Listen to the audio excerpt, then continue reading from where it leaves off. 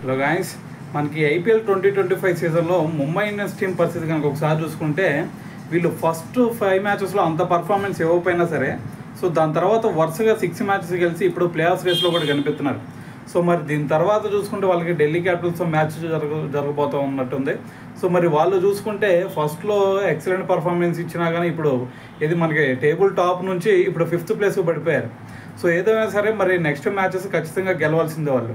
అయితే అదంతా పక్కన పెడితే మనకి రోహిత్ శర్మ మరి ముంబై ఇండియన్స్ టీం తరపున చూసుకుంటే మరి అంతకుముందు కెప్టెన్గా వ్యవహరించాడు కదా, ఇది 2017 నుంచి 2023 వరకు.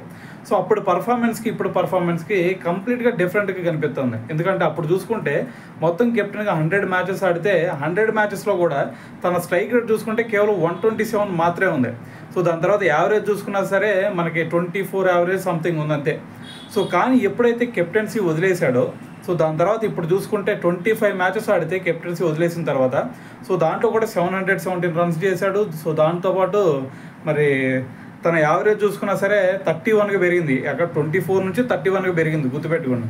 దాని తర్వాత వచ్చేసరికి తన స్ట్రైక్ రేట్ చూసుకుంటే అప్పుడు 127 ఉంటే ఇప్పుడు వచ్చేసరికి 151 ఉంది. దీన్ని బట్టి అర్థం చేసుకోండి మరి కెప్టెన్సీ భారం మొత్తం తొలగిపోయిన తర్వాత మరి రోహిత్ శర్మ మరి ఎంత ఎక్సలెంట్గా పర్ఫామ్ చేస్తున్నాడు అనేది ఈ గణాంకాలను బట్టి అయితే మనకు అర్థమవుతుంది. ఏదైనా సరే మరి దీని గురించి మరి మీరేమనుకుంటున్నారు అనేది కింద కామెంట్ చేయండి.